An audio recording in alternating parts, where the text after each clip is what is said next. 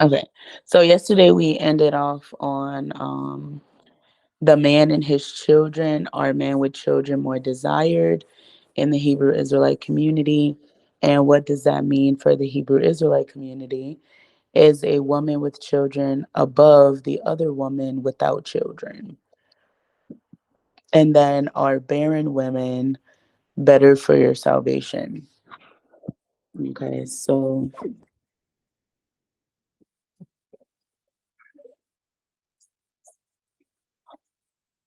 okay, are barren women better for your salvation? Okay. So did anybody want to start off with any opening remarks?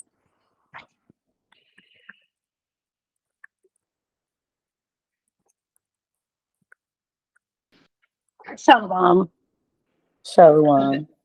So this is Sister Sunshine, although it comes up Queen, you might say Queen or Queen Lovey or something like that because that's my associated with my email address and I never changed it. So this is my second time joining. Yesterday was my first time. I just want to say thank you for having me here. This is a very interesting topic that you are bringing out.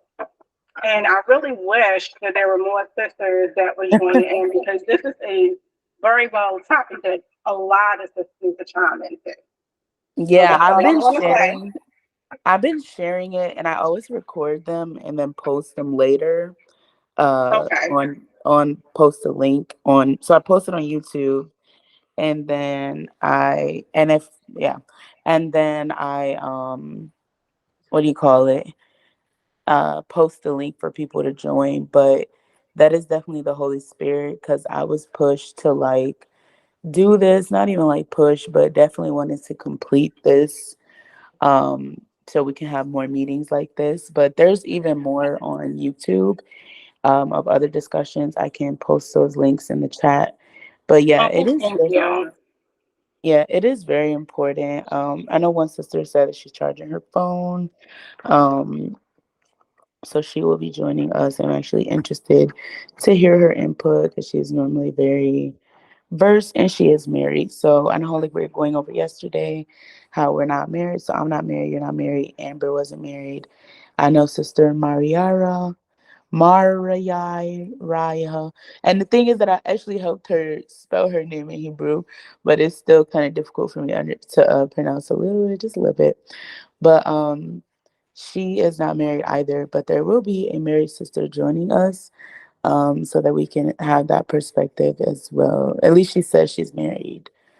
Um, so we'll have some more people. But if you guys can even share it while we're on live, like with any groups or anything, and then just share that link with them.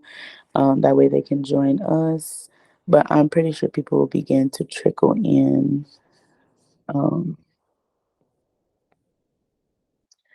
yeah. So okay. So did you want to say anything, Sister Marjorie?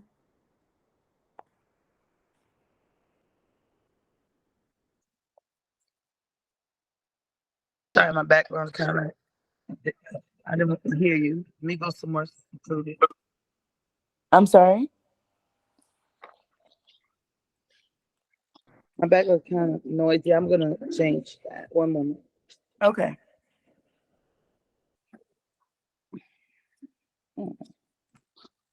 Have y'all ever had a bug bite?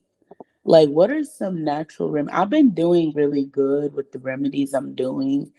But I definitely need like something like drinking worthy too for it. So I do have some like spring water, which is great. And then I have some honey.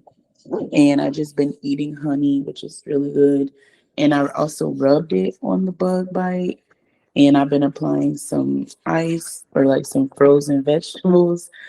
Um, but yeah, my body like kind of did a flaring down. Hopefully it starts flaring down faster.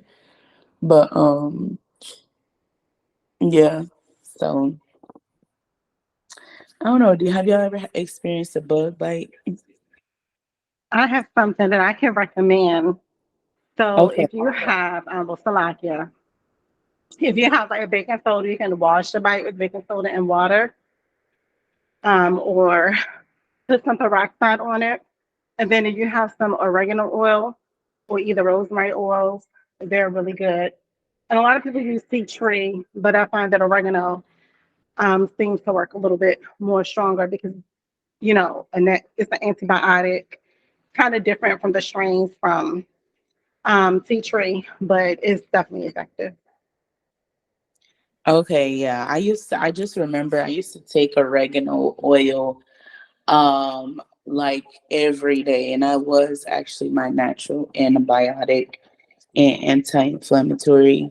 So when Sabbath is done, or yeah, I'm gonna go buy some more. Cause I don't. Do you get the oregano oil? Cause I used to get the pills. I do have some other oils in there, and probably put that together and drink that too.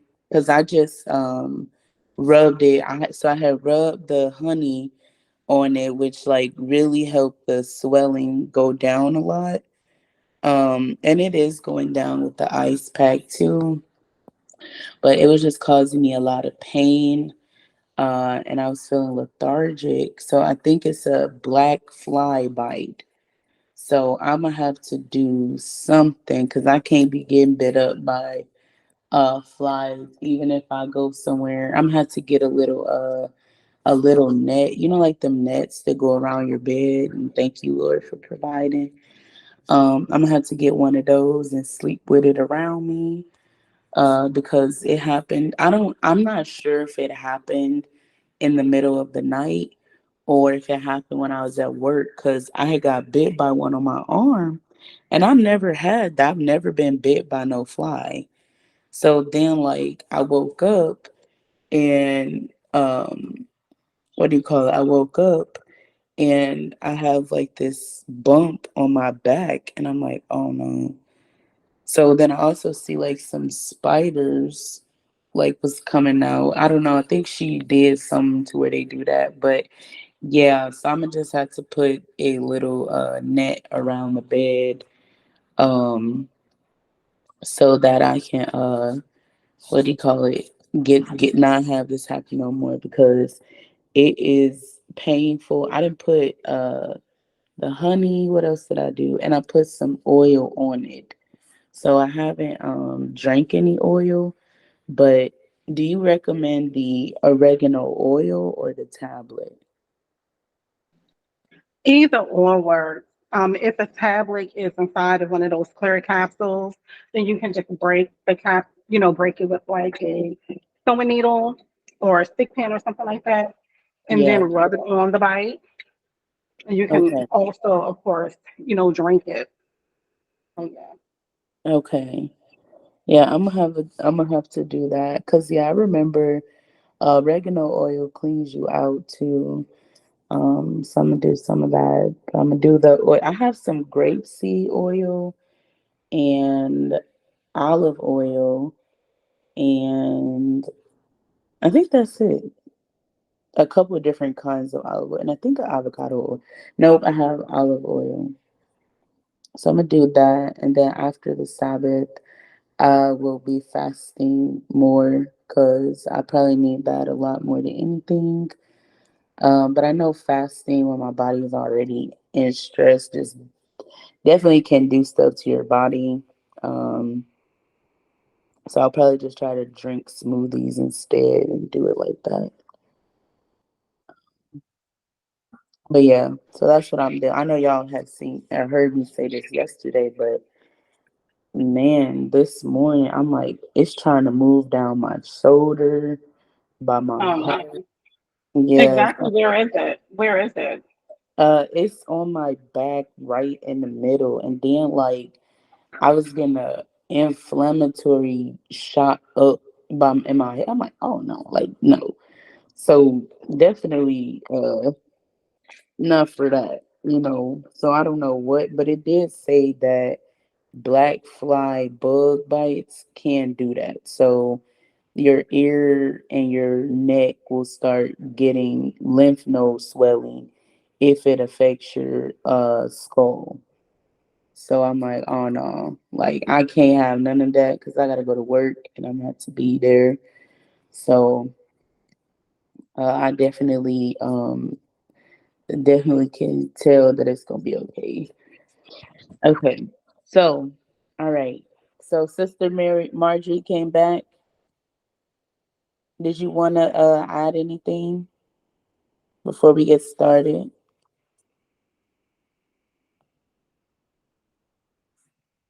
So my background was kind of noisy. I didn't even hear what question you asked. So basically, the second part of our discussion is the man and his children. Are men with children more desired in the Hebrew Israelite community? And what does that mean for the Hebrew Israelite community? Is a woman with children above the other woman without children? And then are barren women better for your salvation?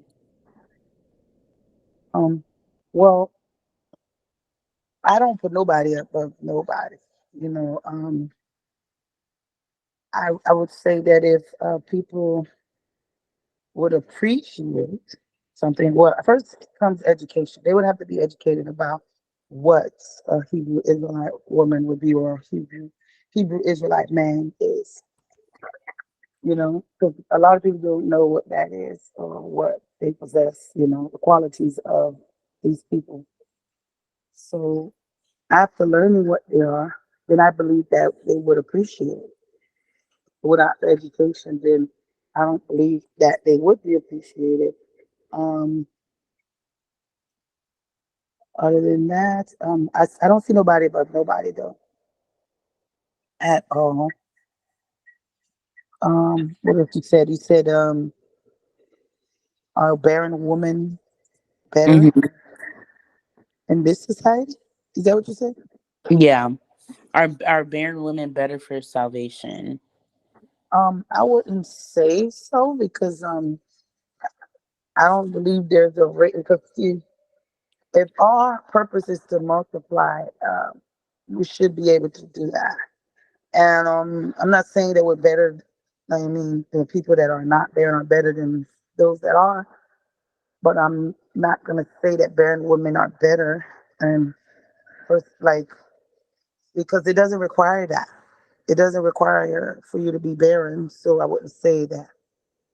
Um, did that answer the question? Yeah, definitely. Okay, so I guess like where the spirit led me to even ask these questions would be the man and his children. So for me, I think I was going into yesterday how I don't necessarily desire a man with children. So for me, I would not say that they are not desired. Um, they definitely are, but as far as a man with the situations that come behind it, it will have to be a wise man, right? So a wise man knows how to dissect and how to keep his home free from drama, how to keep his home clean, how to keep his uh, children in order, how to behave, when it comes to taking care of your woman and the children. So I guess what was I gonna say? So a child is not gonna prohibit you from going. Um, a child is not gonna prohibit you from experiencing uh the kingdom, but I would say today a lot of men don't necessarily keep it in their hearts that the woman without children is not going to be that punching bag or that letting your frustrations out on her because of the situations that do surround you and any other women that you may have children with. So if he has multiple wives, that's something you have to keep in mind. If he has multiple tests by his skin, if he has multiple, what do you call it? And when I say test by his skin, test by his spirit or by his soul, as far as trying to keep that relationship between him and his baby mama or the mother of his children, if it is his wife, to how to keep that situation from unfolding or going into or coming and invading the other relationships that they build.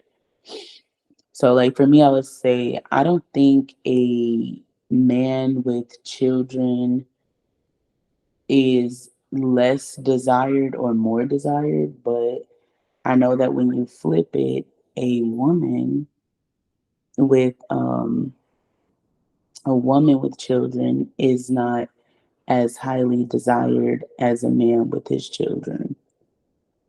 So I guess it's just like those gender roles and where where you actually see it. So I think I did put in the next part is a woman with children above the other woman without children.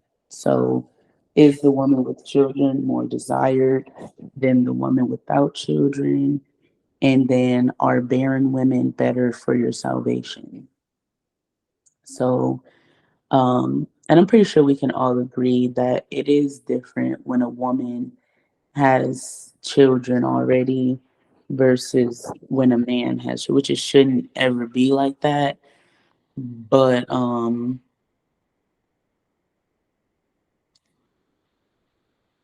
yeah, does anybody have anything to add or want to say about when the roles are switched? Salaki, I would like to say something. Mm. So I don't believe that women with children are more better or sisters without children are more better.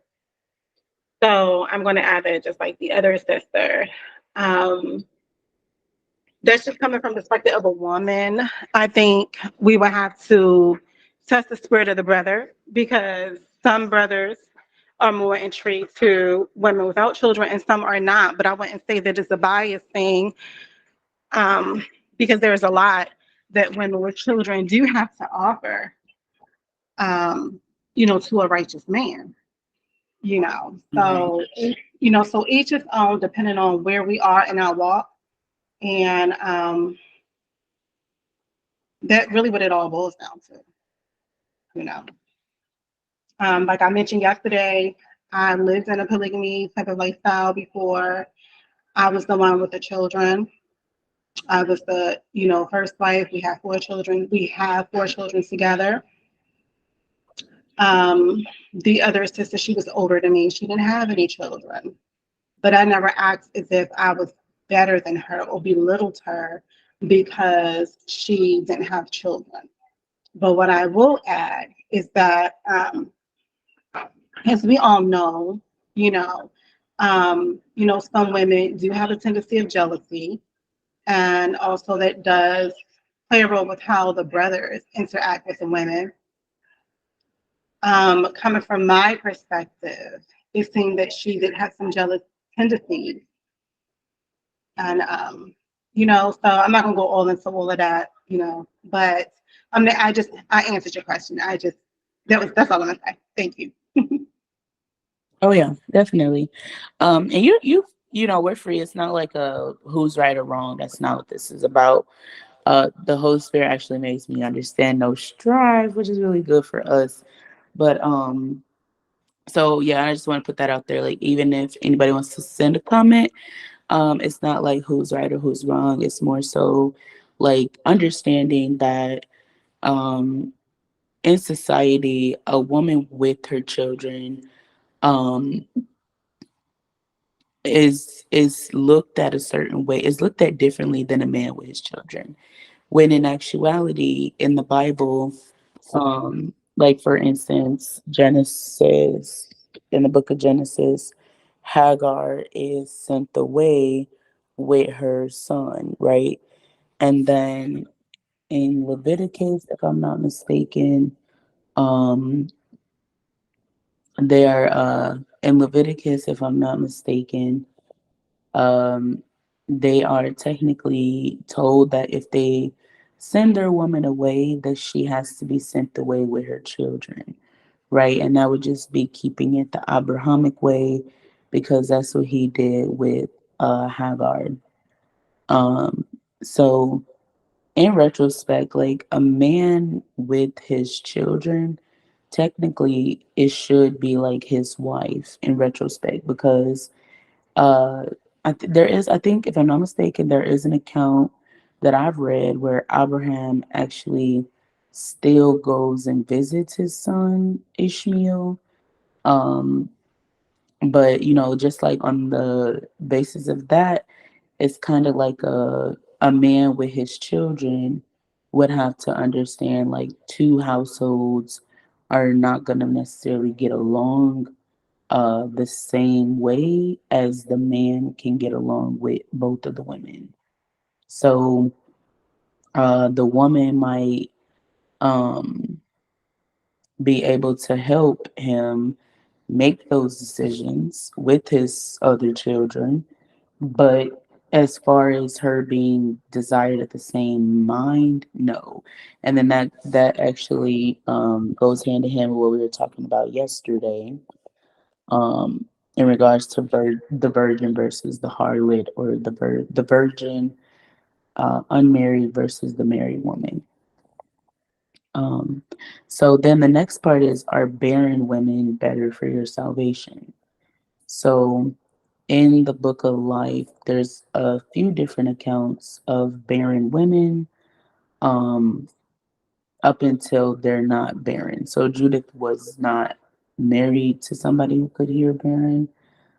So she technically wasn't barren, but it's not written that she was barren.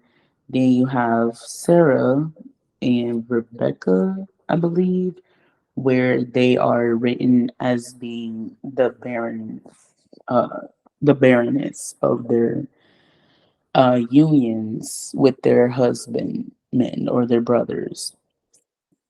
So I would say the spirit of the Lord is definitely within everybody.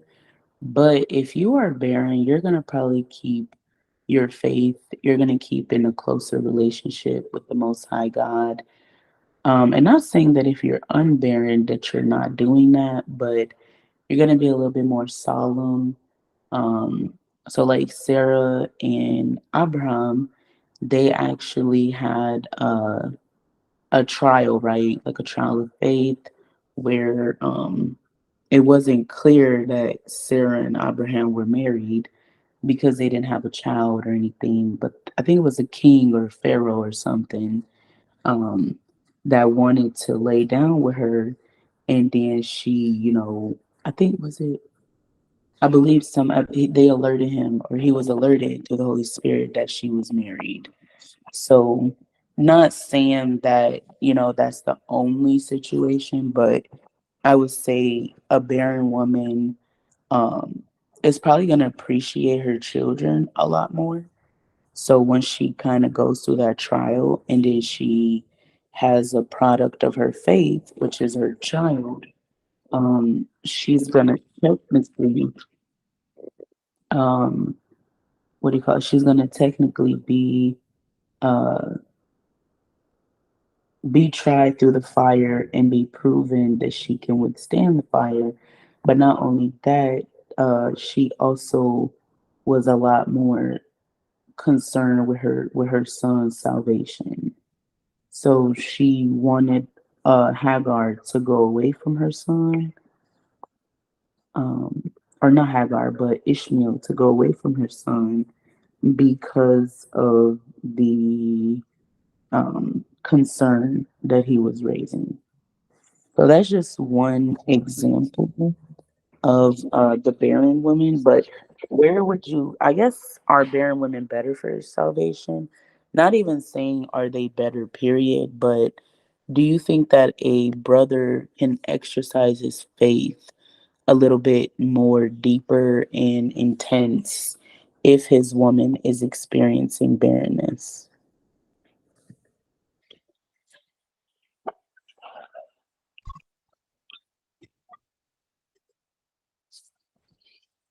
Oh, you can just speak, Samantha.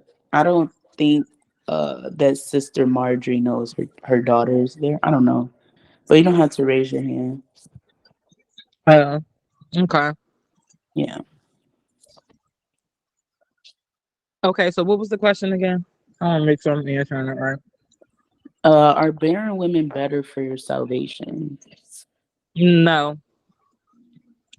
In my opinion, being a barren woman, I think in today's day and time, women don't really set their goal for being a mother anymore because it's looked upon as it like as if your value is lower in some people's eyes. But in the Most High's eyes, he said that we would receive our salvation through childbearing. And what else was it? Sean? Um, It was through childbearing and doing what? I believe. Oh, And honoring your husband, I believe it is. I gotta pull the scripture, but that's how we will receive our salvation.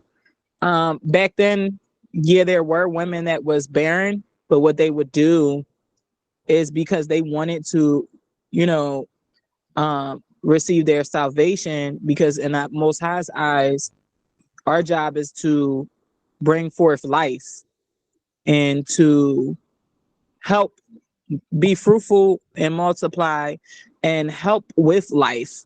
So while you're barren, you still are supposed to um, help with life that's on the earth and pray to the Most High and wait on Him.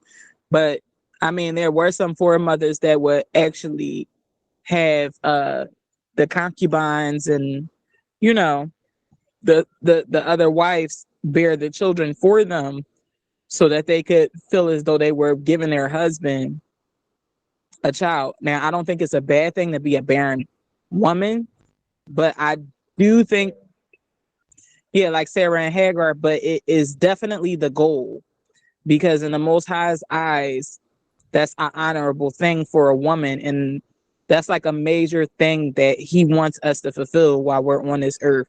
Now, if you don't have children, then that may just be his will. That doesn't mean that you won't receive salvation. But he said, didn't he say in order for us to receive salvation that we should we should the women shall be saved through childbearing? I gotta pull it up.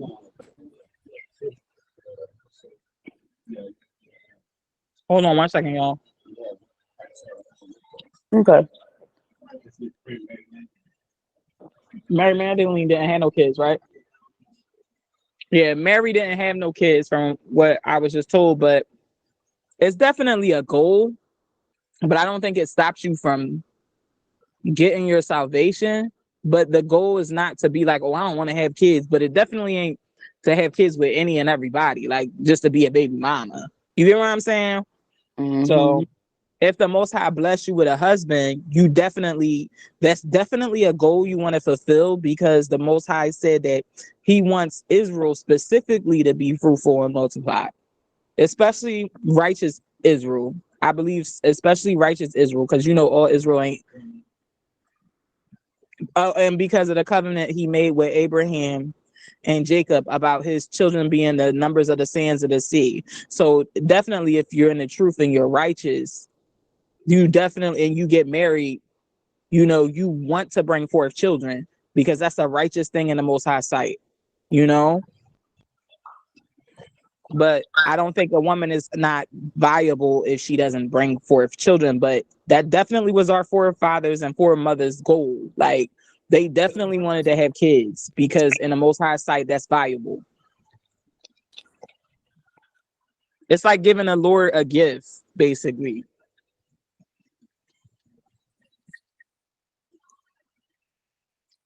And all praises. So, ouch. And I don't know if you know, but this is part two uh from yesterday. So I, just to be fair, I will read and if you want to add anything, I will read like what we was going over yesterday. Um which is polymarriage doesn't matter how many wives a man truly has. What does it do for your salvation? Are you damned with it or damned without? Are you damned without it or damned with it? Is poly a single relationship or a multi personnel relationship? And then obviously today we went into the man and his children. Are men with children more desired in the Hebrew Israelite community? And what does that mean for the Hebrew Israelite community? Um, is a woman with children above the other woman without children? What else is it saying? And then, are barren women better for your salvation?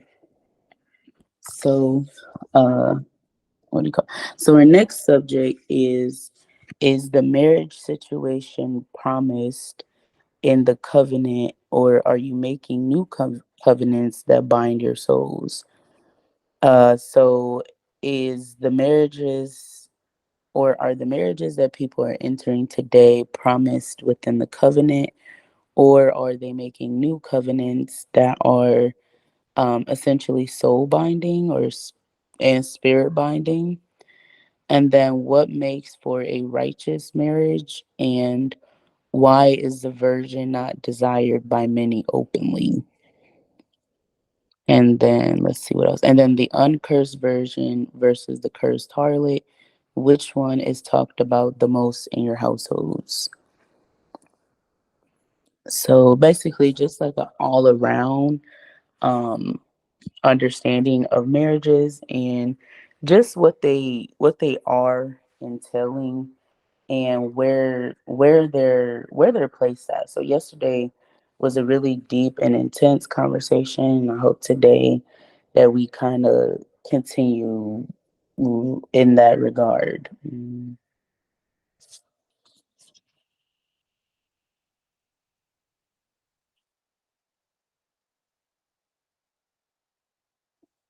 So I guess the next topic, let me read that again, is the marriage situation promised in the covenant.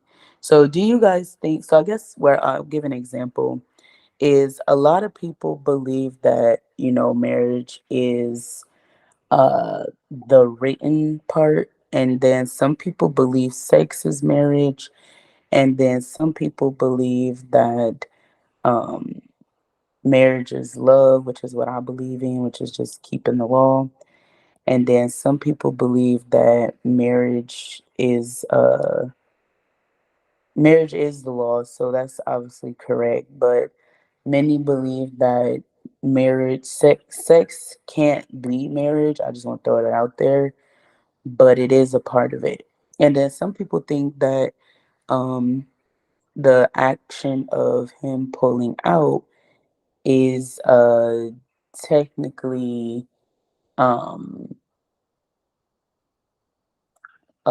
still consummation of marriage. So con okay. So where would you guys kind of say that the marriage situation um or the covenant, or what is the definition of marriage to you Marjorie and Samantha?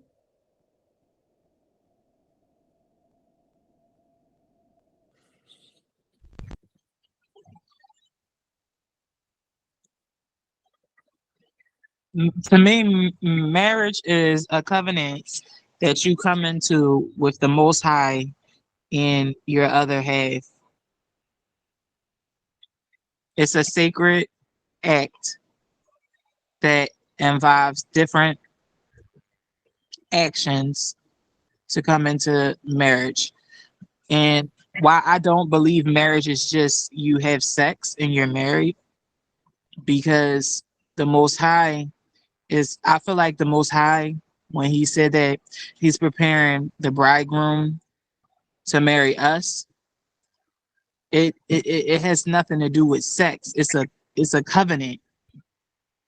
I mean, yes, sex consummates the marriage, but when I look at the story of Mary and Joseph, it was much more than just sex. So, I mean, that's a part of it, but I don't believe that that's the full uh, covenant. The covenant is much more important than the flesh because with marriage, it's a spiritual connection where even with the paper on paper, when you marry somebody, you are binded, you are soul binded to that person until y'all leave the flesh. And when you make that covenant, nobody can break that covenant. And that's where I feel like this new world, their belief on things on breaking the covenant is so unrighteous in the Most High sight, because once he puts you together and y'all become married, you can't break a spiritual covenant. It's a spiritual covenant. It's not a fleshly covenant. Okay, Con. So you believe like sex is more sacredly handled than just I said sex. Marriage is more sacredly handled than just sex. Yeah. Well, no. It is a covenant, but it goes back to Abraham and Sarah. Abraham and Sarah got married at the time. Hold on one second. Okay. Where did sister go? She go in and out because her phone be messing up. You said what, Sean? It goes back to Abraham and Sarah. And what happened with Abraham and Sarah? Abraham tried to get Sarah away to everybody because she was so pretty. And they would have a dream the Lord was born of that. They couldn't sleep with Sarah. So it wasn't just paper. And that goes with Hagar. Like Hagar had sex with Abraham, but the Most High sent her away. She's But still, didn't a lot of Israelite men have Egyptian wives? And the Most High, like, but do you think the Most High would have sent an Israelite wife away? Sarah. It goes back to Abraham and Sarah. Not with Hagar, but Yeah, but if she was like deeply married under the spiritual covenant that Israel has, do you think the Most High would have sent her away with her child? So even though they had sex and had a baby, it wasn't the spiritual covenant. no, but that was adoption, though. But what I'm saying is that when they had sex, because a lot of people believe that sex is marriage. When Sarah gave Abraham back. Sarah get okay, so the same thing with Solomon. King Solomon took on all those wives. You think he had sex with all them women? No, that was just Okay, so if it was alliances, it was a written agreement and it also was a spiritual agreement that he would take care of these women. But that doesn't mean that it was a fleshly agreement. There's no way he could have had sex with all those women and fulfill his duty as king, right? I'm asking you. You asking me or Sean? I'm asking both of y'all. Oh, yeah, that's how I looked at it too. Like a lot of that be Cain, because you have to like Cain is already grown, and then Seth is born, and then he got to grow up, right? So he not fresh out the womb with a woman, but by the time he can have a woman, Cain has definitely been in the world, like repopulating, not repopulating, but reproducing. Yeah, and that's the same thing when I go back to Adam and Eve. Like, yeah, the Most High took a part of Adam's flesh, but it was a spiritual covenant as well. Like, that's why they were basically punished together. It was all spiritual. It wasn't just about them having sex. They didn't even mention sex when they was in the garden, even though we know they had plenty of sex, but it was deeper than that. I feel like it has different levels. Like marriage has different levels. Like with that story with Joseph and who was that? Mary and Joseph. Bye-bye. Remember the story where we was trying to explain to Keisha where she was like it was immaculate conception and we like nah bruh. Oh, When they had to go into the he forgot the last part. he forgot it's marriage is it's steps to marriage. Like he was supposed to, even though he laid with her, yeah, they consummated the marriage, but they had to go into what's that the what is it called? Marriage chamber. The marriage chamber. So when you go into the marriage chamber, that's where y'all link and tie. Just like how a lot of people they go in front of somebody that what do you call that? The magistrate. A magistrate, someone that said that is a witness that says, okay, you two are joined together as one. You have to do that. So like that's when they join you together and then they witness your marriage in front of the Most High. So like it's not just a fleshly thing in my eyes, because if that was the case, everybody would be married. It wouldn't be no fornicators. Well, no, you see some of that in John when the first miracle happened to Jesus turning water into wine. He was at a wedding. Mm-hmm. You see parts of that in John. And I really do believe like when we get in the kingdom and we get joined in marriage, it's going to be those steps, but also you have to join your families together too, because ain't that what they do at a wedding party? Like bring the families together and y'all serve as one. Well, I never been to an Israelite wedding. I only been to an Israelite funeral. Oh, I've been to an Israelite wedding. I watched my uncle and my aunt married in the house. Oh, well, I only been to an Israelite funeral. Oh, I never been to Israelite funeral. Ain't that funny? You've been to the funeral and I've been to the wedding. I've been to an Israelite funeral. I know what But we definitely married on paper, and the Most High was basically what he was on it. We're Well, getting everything done. It's nothing wrong with getting married on paper. Some people don't want to get married on paper because it's a contract. And a lot of Israelites don't believe in it, but I don't understand that though. I mean, I would never put anybody down for not doing a contract, but if you're married to somebody, what how is it going to affect you if you do a contract or not?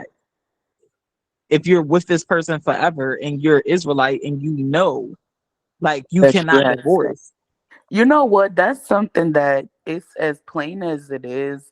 That's something that I literally have been um testifying myself is that when you know you had sex, like like just be loyal to one another. Because it could be like, I mean, he said he'll never flood again, but not Abraham, but uh in the spirit Abraham, but Noah and his three sons, I'm pretty sure they didn't have no paper covenants with them in the ark. As far as this concerned, they wasn't gonna do that. So sometimes people have to be logical and understand, like, yes, you're together forever. Or as far as how you see forever, you're one of a kind to one another. You're technically bounded in your souls, so you technically can't harm each other. You shouldn't aim to harm each other. You shouldn't aim to testify against each other. Um, you should aim to tell the truth about one another. So it's like so many good aspects of being. You should aim to carry one another. You should aim to give your burdens to the Most High. Master that part, and you will be married to the kingdom. So as I far don't. as married to beasts, that's difficult for people to know, but being married to a human being is not as complicated as the spirit. And it shouldn't be that way. Like it should be a little bit, not saying the most high creator is not intentional, but he should definitely be, or he because he does the courting, be knowing like your woman in the spirit is beautiful to the kingdom, and then your woman that is a human being, or that you're being with, there you go, is not gonna carry you like that, because it's a lot of different aspects. So I've always looked at that too. Like even though if there was never a paper, or the Most High never delivered the ability to write, right? Nobody ever had the thought like pick up a pen and start writing, or they didn't even have pens, but pick up a, a A um scroll. a scroll. But you know what Moses used to write it in a stone. So pick that up and start, writing, period. Which is the covenant, which is the marriage covenant between the highest, the most high is doing the covenant. But um it's technically why I look at marriage so differently than a lot of people, because it is very beautiful. Like once you kind of master that, the not saying the human being doesn't matter, because I have just, started, or not just started, but I never picked up that whole saying I hate I've never picked up anything that says that I hate anything that is in the Most High. But anyway, what I'm trying to say is it's beautiful through the spirit, which is where I think you and I are trying to, or not trying, but is saying is that it is in the spirit first and foremost. Then it's in the flesh, right? So you don't want to just marry anything. Like I don't know, we haven't talked in a while, Samantha, but when I had told you about that last situation, but also a man asked me to be his second wife again not too long ago, and I literally asked him why, right? Like, why do you want to marry me? We haven't had sex, we haven't done anything, so why? He said, because you're cute and you're funny, which is so high school, so childish. Really? He That was also, so lame. yeah, and then he was like, my He sex, didn't get a epiphany or a dream, or how'd you know how, like anything to let him know that you're his wife? Well, here's the thing, though. The Most High said, "From the curses that our women would be whores," which means basically unmarried. Okay, but we off the that's off the subject, No, because a woman could be celibate, I'm relating it to it. so that could be they're virgins really. That Like, would be a state of being. That would be a state of being, which would show who Israel is. So, out of trying to get out of the curses, was basically saying, since it was a state of being, is that our women would be unmarried, children would be our oppressors, and everybody would be sinning. Somebody broke this down for me once. but how did you know? How did you know that I was your wife? That's what you're asking me? Yeah, because my husband literally came out of nowhere. How'd you know? no, cause let me just finish this part. Like, just not to cut you off, but he kind of was telling me um that what do you call it? He was like, oh sorry, he had asked me no, so then anyway, I just had a little so he told me that his first wife thought that I would be a great sister wife. So I'm like, okay, like that's kind of what like helped prompt this whole meeting recording, is because brothers got to start listening to what they're even asking, because he starts sending me pictures of her, pictures of their kid. Like, I don't know if she didn't see my Facebook, but I'm like, if your wife just need a friend, like, why am I talking to you and your wife scouting me out? Like talking about, and we not talking every day or nothing. We just basically laughing together a lot. That's it. So like, what part of do you really need a wife? Do they not understand? Because that's not in the light at all. So when he said, I'm like, if your wife needs a friend, like she can message me and we can talk, because I can't say the same about her, and I'll never, see no sister wife situation, not that thing that they doing. Um, but if she needed a friend, like just reach out to me. So he ended up blocking me because I was like, I'm not second wife made. I'm first wife made. Like I don't see myself joining. I don't see myself being with a brother, period. But anybody that needed it, don't join a brother's household, because if a brother can't handle like one household, then he for sure, like he for sure cannot handle two. Huh? He's You gotta keep the peace. he would have to keep the peace in his household. And that goes back to Hagar and Sarah, and how the Most High he chose between Hagar and Sarah too, because there was no peace in the home. And Sarah was like, she got to go. You know what I'm saying? And see, in an Israelite home, it would be a whole bunch of confusion because of that. No peace. So the man really, honestly, whether you a first or a second wife, like everybody wants to be first, but if the man is righteous, you won't even feel that title of second wife. You get what I'm saying? There's no Yeah. such thing as the first or second one. Right. Like you won't even in a kingdom when the Most High rewards our brothers. Right. So but it's just a wife. So in the kingdom, when the Most High rewards our brothers and rewards the 144 and the great multitude, everybody, the righteous brothers with wives, it ain't going to be like, oh, she the third, she the 15th wife. No, it's going to be like, these are my wives, because the husband has to treat everybody equally, split his time equally. And that reminds me of, remember, was that Jacob?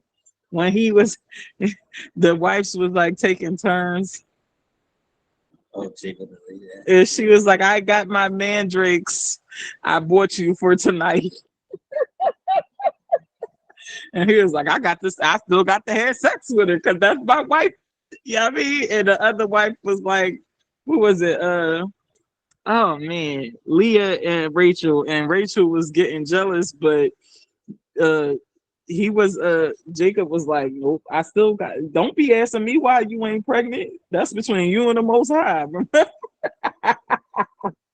And he still was having sex with Leah and loving on Leah, even though Rachel was his favorite, because he was a righteous man. So he was obligated to treat everybody equally, even if he had a favorite. You get what I'm saying? They ain't never saying that story like he was mistreating Leah. He just favored Rachel over Leah, but he still had to equally treat them all the same. Like when you're in a righteous marriage, you ain't even gonna feel that I'm a second wife or a third wife, because that man is gonna be righteous all around. So I mean, now in this kingdom, the brothers got it confused. You get what I'm saying? Some of them. And some of the sisters too, like they think that they're superior if they're the first wife. No, you're not superior. You just been there longer. Right. That's it. But he still is required to love them and treat them righteously. But people got feelings and stuff like that. And yeah, a man will have his feelings and all of that, but he still is required to provide equally, love equally, respect equally, all of that. Am I wrong? Oh no, not at all. That's a Because righteous marriage. That's righteous polygamy. I mean, for me, that's a conversation we had yesterday. But I had seen that, like I had technically understood that I don't want no polygamous marriage. I didn't. Well, we went into that thing, and technically that's the correct term to use, because if he has two women in the same house, that's a polygamous. But if he has one in one and one in the other, that's a brother being married, like being married to multiple women single handedly. So being Hold able up. to I got stay a question for her about that. I got a question for her too. You want to go first, or you want me to go first? So when y'all had the thing on polygamy was how does the Levite law get involved in this? What do you mean? Where if your husband died, then your brother marries and all that. 'Cause some people say they only Torah only in, but they don't look at the Levite law with it. Oof, that scared the mess out of You me. talk you talking about like how do I see that, or if I had said that? No, Christ talked about it a little bit, Uh, but it's in Leviticus where if say you was married to me, right, Right, and I died, right, right. then you supposed to marry my brother. Mm-hmm. That was Well, old school though. Oof. But yeah, what I'm saying is most people I see that practice polygamy or whatever is what the proper term for it's called, or Torah only people. yeah. So I see like a lot of people do have a struggle right there, but in the Levi, I guess that's how they would do it. But I mean, to be honest, in the Simeonite culture where I would see with Judith, she didn't do that. Like she didn't take her brother-in-law. She didn't take another brother. They wanted her, but she didn't lay like she could have, but she chose to not to do it because it can get very messy. So But was the it's a brother choice within the righteous though? Was commandment. he keeping a commandment? I mean, to be honest, I see like the connect. So this is how I've seen it, and because like I think very deeply into everything. Um, but I've seen like, okay, if a brother's already been ejaculating, into his woman, and then he passes away, as far as genetics is concerned, because it says so that he can get back, right? So as far as genetics is concerned, they hold the same, father and maybe even mother. Because I don't know if it has to be a brother from his father's side or if it can be a brother from his mother's side. I haven't seen the specifics about it. Um, but either way it go, like he basically has almost the same DNA. Not the exact same DNA, but But the, you the know, markers are different, but they do got y- similar DNA. Yeah, yeah. because you and So your brother look like twins. yeah.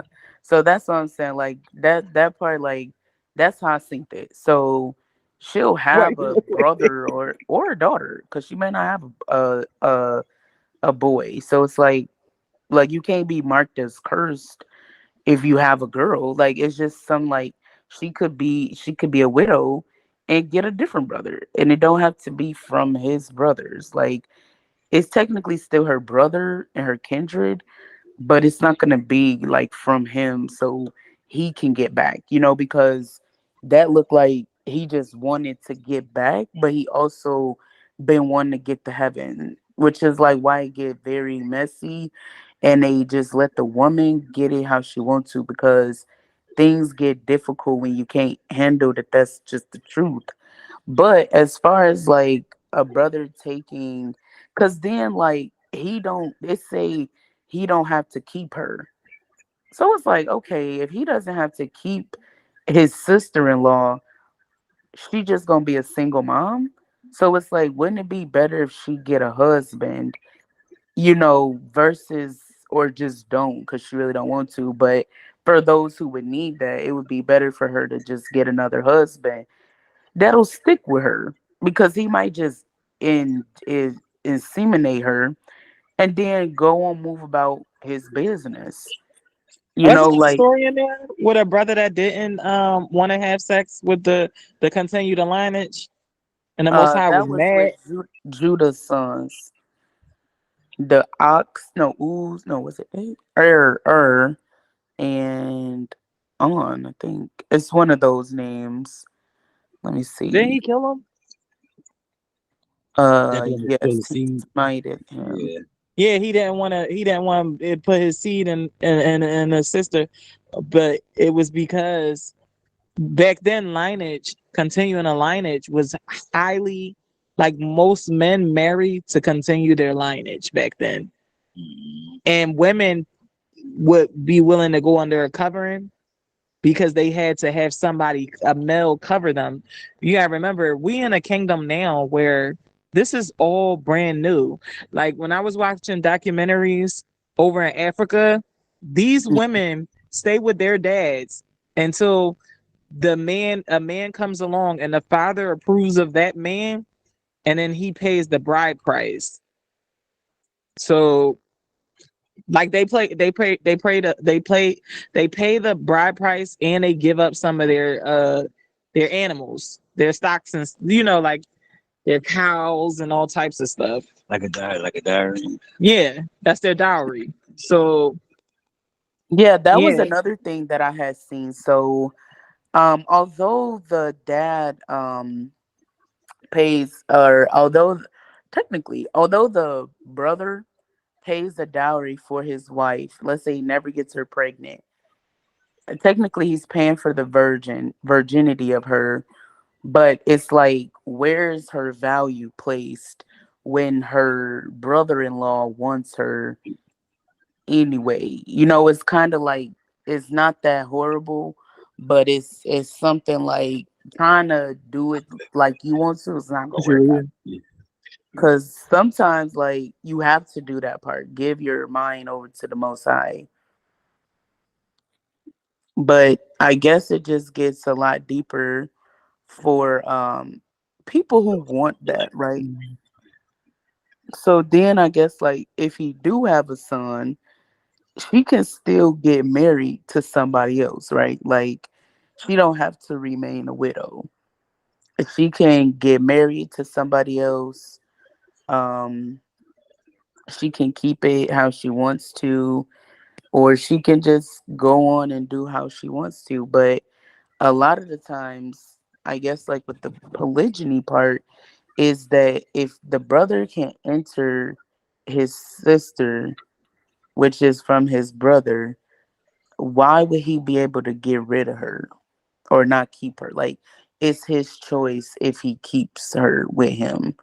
Because I know you're just talking about like a covering, and it's like, well, what if he don't want to be with her anyway? So if he the kind Most of High just, instruct them, he better. The yeah, Most and High you was know what, killing like that, people. and that's If how I he look at, like, even if the Most High instructs a brother to take a woman, and then he doesn't do it, it's kind of like, now if the brother don't take uh take the if the brother doesn't take the sister, his sister-in-law, then he'll get smited. So it's kind of like really, really difficult when you can't hear how he doing it. But if you don't listen to the holiest spirit, like, he will torment you. Like, I guess is um technically the bravest point that he can make. But I guess it just takes a brother to be mature. So I think that's just the best part that we have to keep in our hearts, is maturity definitely plays a huge role in marriage today. So a lot of people might, like, it's the mature thing to, if you ejaculate in her, to keep her, if she need food, or she's, too, like, when she have the baby, she'll need help. Like, it'd be bogus to just kind of ejaculate in her and kind of have your fun, and then just leave her, because that's what they can do if they had that in their mind. But a lot of people won't. But I technically hear it, like, it's just, it depends on the woman too. But I know, like, have y'all ever heard of the testaments of the 12 patriarchs? I heard vaguely of it. You've heard, yeah. So I've seen where it said that Levi actually gave his grandson to his daughter or something along those lines. But I do know that it just takes, like I said, a certain level of maturity and understanding um exactly how exactly how the most high is speaking to everybody. You're right. I feel like Judith didn't she didn't marry any of the brothers because wasn't she surrounded around like a whole army of the Most High, like a whole bunch of righteous brothers, right? But they was just fearful of what was They coming. was not they are literally still like that, the Simeonites, but she doesn't really care about it anyway, like sex. So I guess that's technically why it gets there, but she was older, like I think I did the math, she was in her 70s. Yeah, Um so if she was of childbearing age, she probably would have remarried. which is like why I looked at, like, she technically was, because Abraham was 100 and Sarah was 99 and Judith lived to be 105. So it's not that she wasn't, but Abraham and Sarah were still alive together. So her Oh, I ain't husband, having no baby at 70 years old. what you say? But remember, Sarah was like, at this old age, I wouldn't, for us at 70 years old, popping out a baby is kind of extravagant. It's dangerous, scary. That's kind of Mm. scary. Yeah, she wasn't looking at it like that. Um, but I guess that's just what it does to her skin. But a lot of the times the woman doesn't want to be with her brother. So Mm-mm. yeah, like I'm literally telling you, like, no. Like if you older, you want to go to bed when you want to. She probably did many works already. So it's not like she can't get help, but it just seems like they be ready for it, but not technically. Because what if your son is like, man, like from you? Because I don't know what you've been doing in your house. Like you might do stuff different with your wife. Y'all might not do like we do.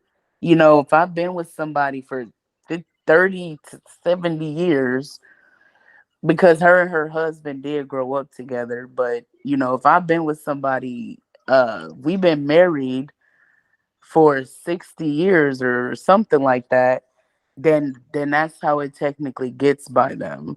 But if you and your household haven't touched like they have, then it's gonna hurt her, if anything. So I'm not telling nobody, but it's better to just stay single if you need somebody. Like that's why you just have brothers as friends and family. But Judith didn't really need him. Like, I mean, at the end of the day, they needed her, right? So she had to go down there. They needed each other, sis. Yeah, and and I'm talking about, like, as far as like needing a man to counsel with on what she had to do according to the spirit. So she obeyed the spirit. She told them, don't ask me what I'm doing, or don't worry about what I'm about to do, because they aren't really her covering or her head. But I guess it just is something like neither here nor there. But there are people, is there anybody in the Bible who like has actually, I haven't really read it, where somebody like a brother passed away, and then, I mean, the only account, but it's not really like that, is in the book of Tobit. And that's something I just asked the spirit earlier today. Not today, but I was thinking about it a couple days ago. But why didn't Sarah's dad um give her to her brothers, or give her to the brother-in-laws? Like, why were they seven different men? Is kind of how I was looking at it. Maybe the brother-in-laws weren't righteous. You could marry somebody, and just like how Abraham had to get away from his family, so you could marry into a family and they could not be keeping the commandments. And remember, in the scriptures it says that you can remarry if the person. You said what? Water. But you can remarry if the person is in a faith. Like my husband, he's in the truth, but his brother is not in the truth. He is a complete non-believer. And he always reminds us of that. So if my husband, if it was old time, I would be like, no, I gotta find me another husband because this man does not believe in the Most High, so he can't lead me. So even though he is in Israel, he's not of Israel. You get what I'm saying? Right, that's correct. So that's something I just thought about too. Like, Sarah wasn't at liberty to choose her next husband. Obviously, her dad kept choosing him for her. So I'm like, okay, at what point does it become like that she's a widow? And like, so she can do what she likes to do, which is pray and sleep, whatever she want to do, but she has to be given away. And I guess it just goes into like, if a dad only has a daughter or he only has daughters, he wants a son to continue his name. So Yeah, I because guess, that was major. Continuing the name was major. Well, you know, Jacob And a had a daughter. lineage. Jacob had a daughter too. That's why when Dina went off and slept outside her nation, her brothers were furious over that because they wanted their lineage, the Israelite lineage, to continue on it. So that's why that whole town was murdered. Because it was like, oh, y'all knew better. Y'all knew not to come messing with our people. Her bloodline was supposed to be preserved with an Israelite man, and they broke that covenant when she slept with somebody outside of the nation. So that was deep. That's why I don't know. I have no idea, bro. But yeah, it just depends on the circumstances for real.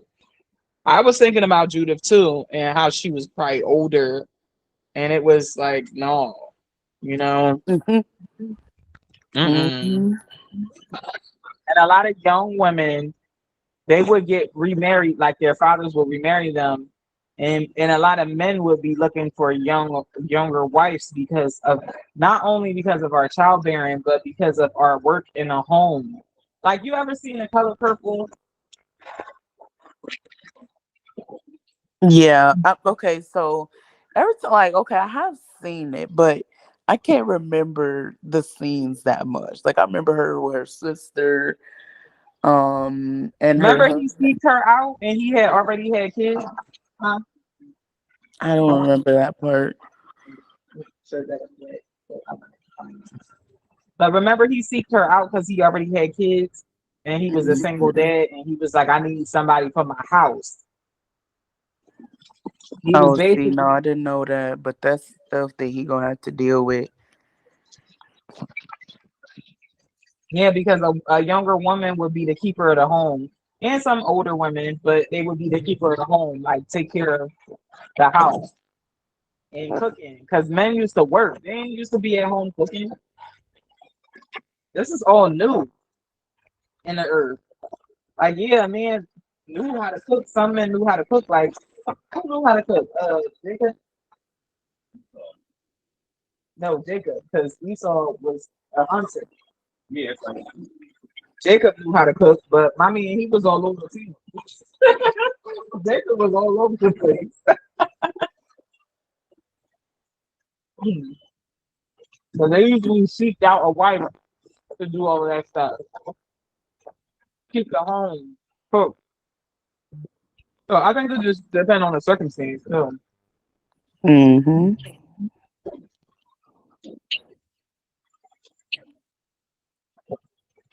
I I think the women that did choose not to remarry, they had either close family around, so they were covered. Hmm. They were covered. That's how I So was even looking at life, period. I'm like, as long as you have a couple, brothers that, care, you should be fine.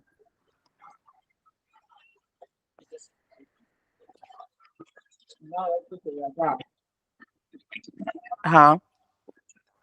he asked who I'm talking to. He said, "That's Sister Tina." Oh, You talk to the before. Here you go.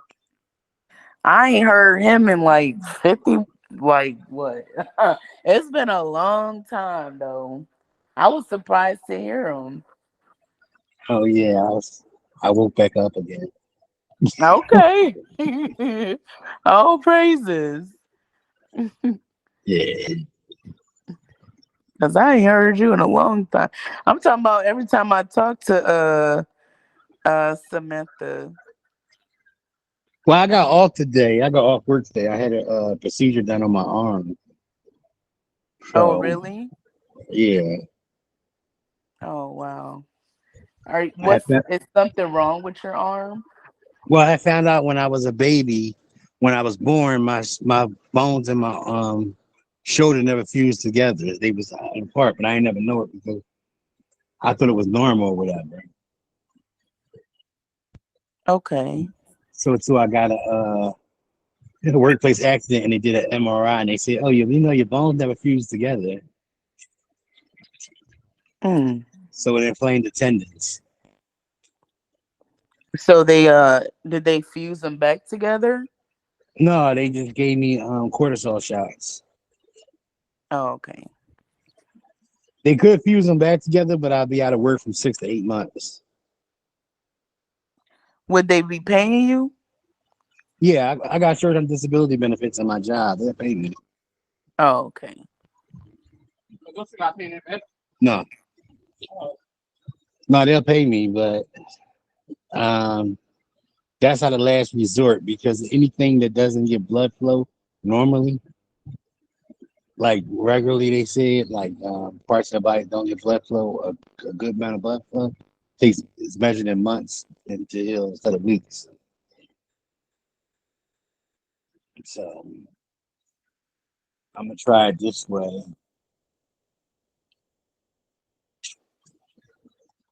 So they shot me up with lidocaine and cortisol.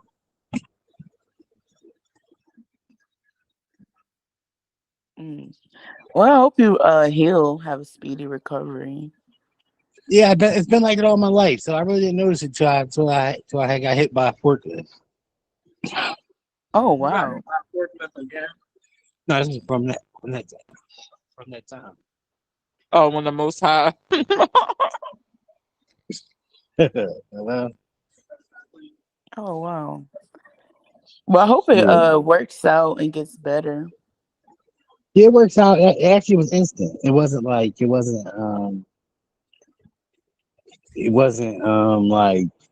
was going to take a while to heal and stuff like that. I feel a difference already. You should tell them how the Most High don't play with marriage and how He hit you with that forklift and knocks you clean the freak out. Here, put this in the bag for me, please. Yeah. You don't get a phone back. Mm. One Yes. thing So about the I Most guess. High, He don't play with marriage. Can I hit that bag right there? Oh, that's right. So I guess like the next part, we're probably gonna do a part three, but um, what makes for a righteous marriage and why is the virgin not desired by many openly? So this is something we was hitting on yesterday, which is w- why the virgin is not really desired as deep as it used to be. Because I feel like that would help the laws actually creating the people who want them is if they understood. Because men are over sexual, Yeah. and a virgin, you have to be tender, delicate, and it's a lot of emotions that comes behind that. And they want to how do I word this? At this day and time, everybody's trying to pound. They're not really trying to be attached. So having a virgin will slow you down sexually and emotionally, because now this person might have expectations that aren't realistic, that that person may not be looking for, because they just looking for the flesh. Yeah. Virgins are delicate. What you think? You a man? Yeah. Why don't men desire virgins like they used to? Well, because sex is prevalent. Actually, you got some Israelites that only target virgins, and then, but it's the thing with seeking virgins is That's the that, good part. well, it's a good part, and it has some negative consequences behind it. Because a lot of us was in the world and we was called out of the world, and then we wasn't a virgin, so it's hard for those women to find husbands. No experience in the bed.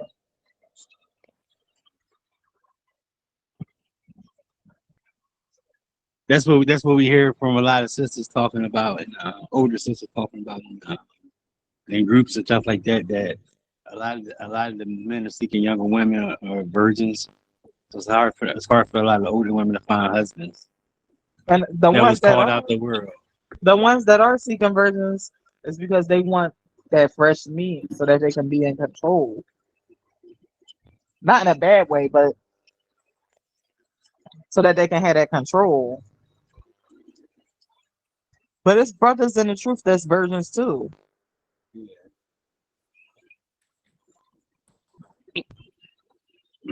Yeah. But it's a lot of brothers that was promiscuous that want virgins. Yeah, That's crazy.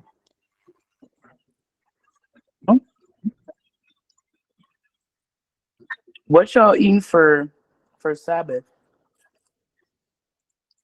a hoagie and Some chili wings. some chili wings.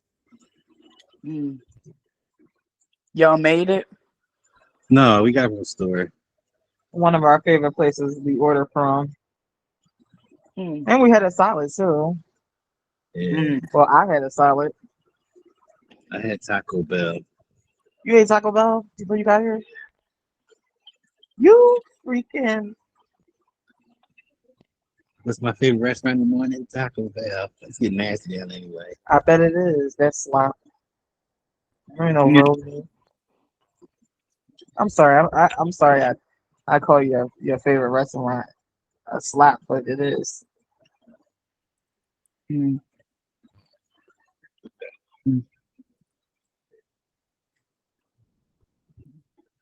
Real tacos don't I look like miss that. talking about the Bible. Nobody talks about the Bible where I work at. You need to surround yourself around Israelite brothers, or Now I'm done with the camp thing. me too. All praises. Oh, I gotta That's do a why I wanted a lot hallelujah. of them off of my page. I don't have nothing towards camp I have to people. do a hallelujah. I'm sorry, I ain't even done rejoicing yet. I think Yep. the camps were waking up our people. So I'll never downplay them because they woke up a lot of people. They put a lot of footwork in. But when I'm on social media, the things I see, it just makes me feel drained. And I'm like, dang, the people of the world ain't draining me on my social media like the people in this walk. Like they're really draining and negative. And as soon as I posted something about taking, like I wrote that I wanted my closer Israelite, and even if I was going through spiritual warfare, here come one of the brothers. She just don't want to hear about the word, not knowing that I Aw. was raised in the truth. So what are you talking about? I don't know. They got mad at me because I said, "Why y'all always bashing women on your posts like Pharisees?" They really do Oh, every yeah. day. They got mad at me that like you've been a liberal. I'm blessed. I can't even tell you why them camps, they in witchcraft, they in hatred to their brothers. Mm. When you think about And it, they not. Yeah, the they brothers hate not the in sisters love more to than the the sisters covenant. hate any. Mm-mm. Huh? A lot of the brothers hate the sisters so bad. It's just horrible. Yeah. And the sister don't been doing nothing to him. Yeah, I say, No. why y'all bashing women every time they say something? But then, And they hate brothers that speak up for the sisters too. It's so sad. It's And it's I not bad, but it's one brother in one like camp that's not bad, which is camp Israel. That's what I told him, my man. So one he body in Yahweh Shai is cool too. huh. One body in Yahweh Shai is cool too. The thing is, like, you can think about like a camp, but you have to be like looking at the people, because like a camp that has 3 people in it, like it's easier for me to understand versus like camps with 50,000 people and they don't even know them. So when people be talking about it, it's like, well, no, because their body in Israel, no, they're wherever they try to be at, their body in whatever other land that they sit in is not keeping the law. And I love a lot of brothers in IUIC. Some of them are really great teachers, but I find myself when I'm listening to like some of the deacons and the bishop, he'll be talking about something totally different, and then he'll just start going in on women, Mm. like on a lot of lessons. And I'm like, what type of anger do you have towards women that you always gotta They be go in on women? mama boys. I don't know, but like I'll be like, he'll be like, "Oh, I just went off the subject again," and I'll be looking like this subject had nothing to do with a black To do with woman. what you think. Yeah. I I Like don't a know, brother, like a man who used to go um 40 minutes on women. I had seen one of his older videos and he was talking about women being fat. And I was like, ain't no way you didn't sat here for I don't know how. It's like you're not talking about that was fat Bishop people. Nathaniel too. Yeah, I'm like, you're not talking about fat people or gluttony. You talking You about talking fat about fat women. women? He Yeah, like always you going not in on bigger women. He against be like, "Y'all sin. need to lose weight. Y'all need to lose weight. You're out of shape. That's why the brothers don't want you." I be like, "Yo, what is wrong with him?" They the want last it. the Have you last time seen I the went over world? the camp, Women are literally desired. Like my cousin, I'm just sure this because it's this trend where the women pose with they fat hanging out. And I have a younger lady in our, like connected to my mom family.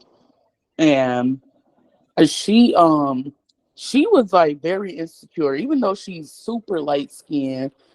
She has these gray blue eyes, curly, whatever. She was like, I won't say she was super insecure, but you wouldn't think that she would be posting pictures with her belly hanging out. And I'm talking about like actual belly fat. So this has become like, Lizzo. Lizzo has made it a trend for women to just express themselves for who they are. Because Who- Big lady.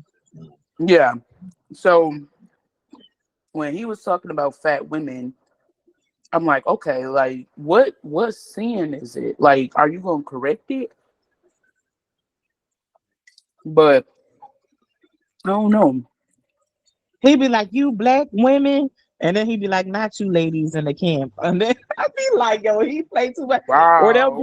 they'll be like, y'all be writing me talking about how I don't need to be. Y'all got with me real bad this week about how I don't need to be saying certain things." But it's crazy because he an excellent teacher, but he just go in like, I don't know. I seen it firsthand. I was downtown Philadelphia with a camp, and this is my first time being down there with them. It was HOY not like that not either. HOI. They not like that. Not Sakari ain't H, like that not either. Asakari. What's the other one? IUIC, No, ISUPK, no, ISUPK love their women. no. I seen it firsthand. It was They just love multiple women too. Anyway, I forgot the name. It come to me, but they was like death to America, right? So I'm like, all right. They're like black women, you fucking slut. What? That's not funny, but that's how they be going in. They be so. We live in the inner city in Philly, so like it's like one of the main cities where it's so many camps over here. So like I've seen it over the years. Even when I wasn't back in the truth, I used to be walking down, and they'd be like, you freaking crackers." GMS. Oh Great my gosh, milestone. GMS is gangster as hell. No, they not even gangster. They're crazy. Like. Not all of them. I'm just saying some of them be on the streets cussing everybody out. I remember when I first returned to the truth. Yo, the Most High, the Holy Spirit was walking with me real heavy when I first returned to the truth. Not saying that it's not walking with me now, but I'm saying the Holy Spirit was like dwelling in me. Like, and when I hopped out of the car, the Most High led me to, I guess that was GMS if I'm not mistaken, but they was screaming in my face, like screaming at everybody's face. And the Most High, as soon as I got out of the car, a few of them put their head down, like as if they felt the Holy Spirit with me or something. I don't know. I don't even know how to explain it, but like, Oh yeah, the, I've the experienced that where I've walked past and like at least two of the members that I seen had like looked up real quick at the same time, did a big smile on their face, and dropped their heads right back down. Yep, that's the holy, because they see and they feel the Holy Spirit with you. Because the Holy Oh Spirit, yeah, when the Holy Spirit walking with you, it makes people who are doing something wrong, or if they're doing something right, they can feel the presence is so strong. That's why I'd be like, yo, why a person, when I walk into a room, a person will automatically try to avoid me. Like I had a teacher that always oh avoided me. yeah. That's You know what I'm that's what saying? happened at the camp. Like, why are they not looking at me? I didn't do nothing. And Look I here. started out with GOCC. GLCC ain't that bad either. No, you don't know So, recall. oh, I don't know Recall. I see a lot of people going in on Recall now though. Yeah. Recall like a female. He started a lot of stuff within the congregation.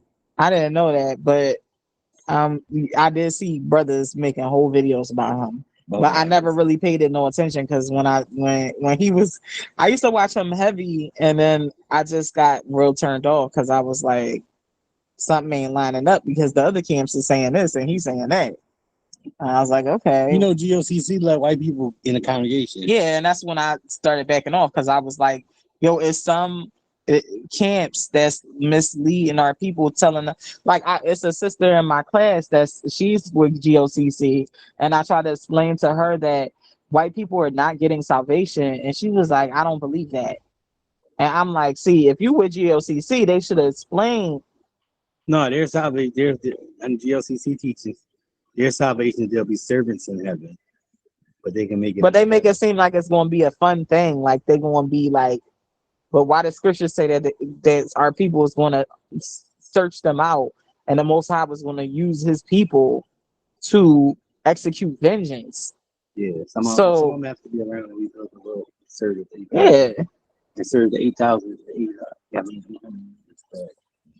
That's a whole nother teaching. but I'm like, why they not teaching it? Because it's some teachers that's really teaching it, like the brother Yerushalayim. He broke that all the way down with all scriptures, like.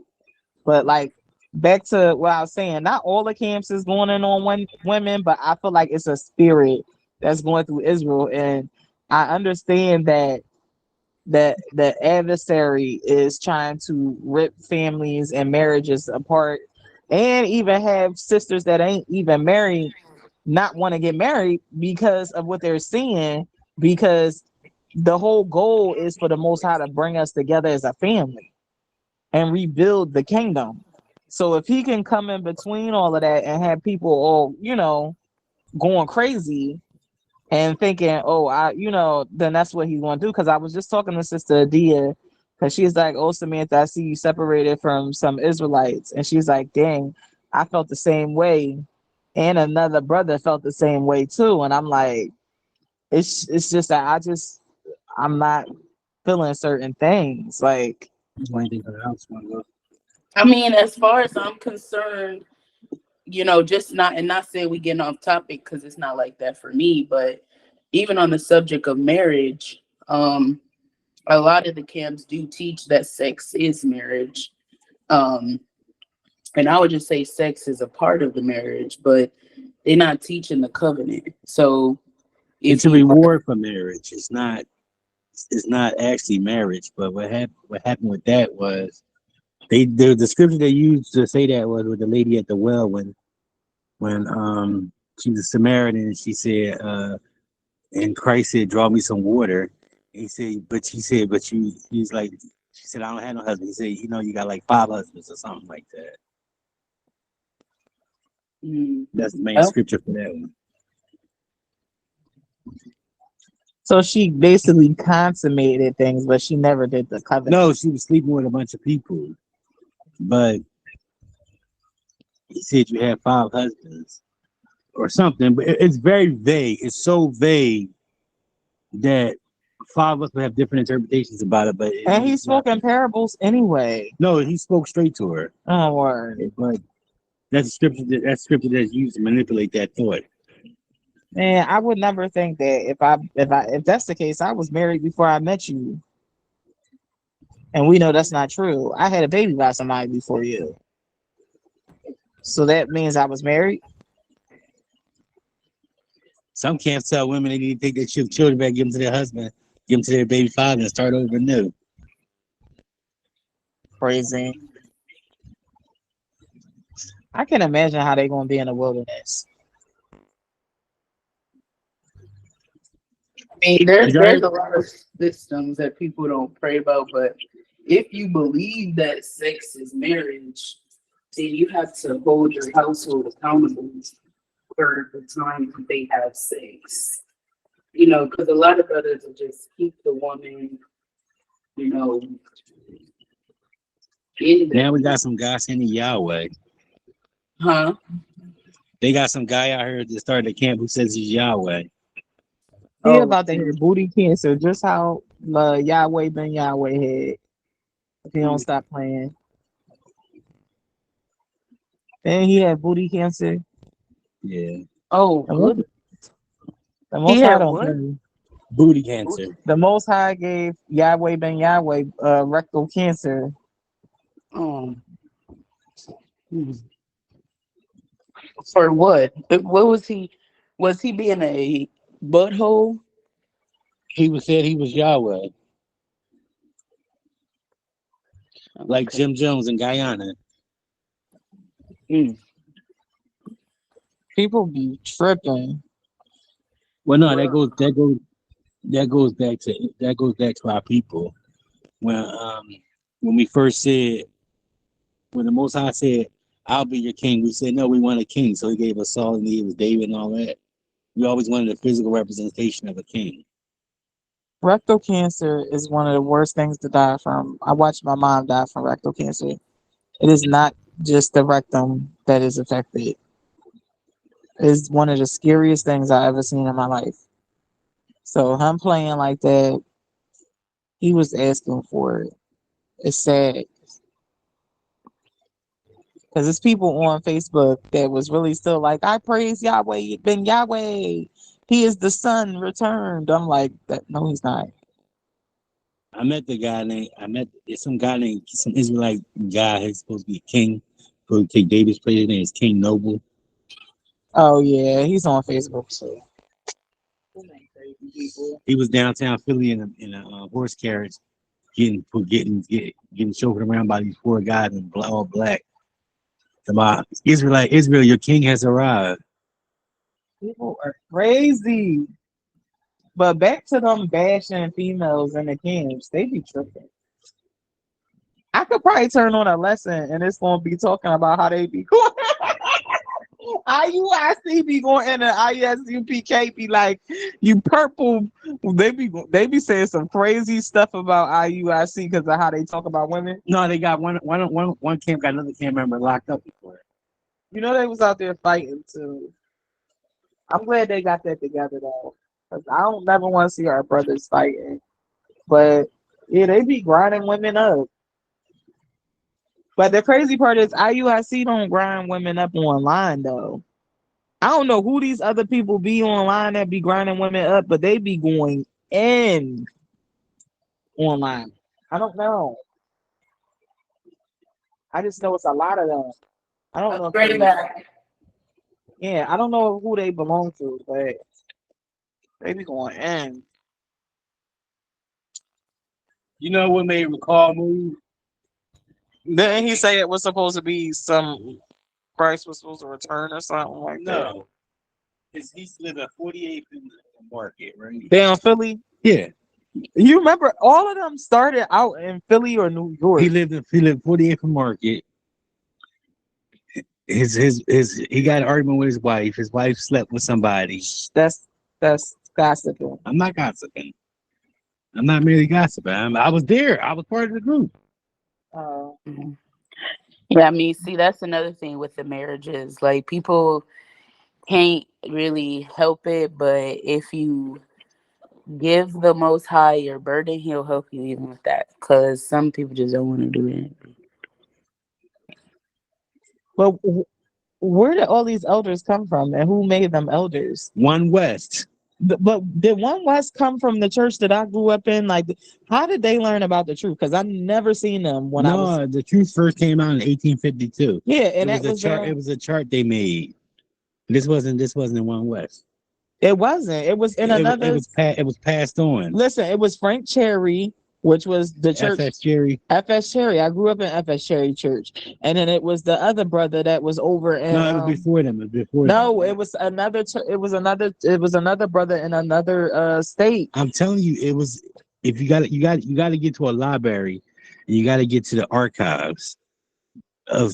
They first published the first Israelite chart, the 12 tribe chart, right after the Civil War. Oh wow, damn, that was far back. But you know what? Frank Cherry said that he had a vision that, or like the Most High basically let him know that we was the children of Israel Yeah, and to start the church. it came out 1858, right after the Civil War. Around 1862, they published the first chart. Where did One West come from? Because they just came out like they just was gangster. No, I didn't grow up in a gangster Israelite. All the people that knew some of the teachers that got together one time and said they would contribute their life to waking up the people. That's how One West started. Where did these people come from? Because they just popped There was up. different ones of them. I never seen them growing up. Well, they started coming out in the 1990s. Yeah, I was born in 1990s. I was in the truth in the 1990s. That's why I'm saying, where did they come from? Because it just all of a sudden I looked up when the Most High told me, like basically he had me return, and I'm like, where all these people come from? When I was growing up, I never seen them. I never seen these people talking about One West. That sound gangster. One West. That's New York. Dang, that sound real gangster. And they came from New York and Philly, and they spread out, which I'm happy. But I'm like, where did y'all come from? And how did they know to wear the stuff that we was wearing at our church? Because at our church, the brothers wore swords, and they wore like the army type stuff. Oh, it's not that hard to figure out, man. If you reading is powerful. What, reading the scriptures? No, reading period is powerful. Because the brothers in my church, they literally used to guard the doors with swords, these long swords. Everything is in plain and view. the It's just when the fringes. Most High open your eyes, you'll see it. All right, but I'm telling you, when I was growing up, the brothers had on the clothes, like, but theirs don't look so ancient like theirs. They actually look like guards, like they were like in an army, and they used to march. That's why I'm like, where did IUIC and all of them get the marching from? I thought we only did that because I used to march. No, he got the mark from Malcolm.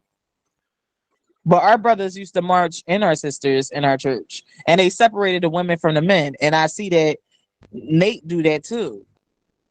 Yeah. Everything we was doing in our church, they're doing. Like everybody was celebrating when which one died. Who? The White Grant, the comforter. Who was that? The guy who says he's the comforter.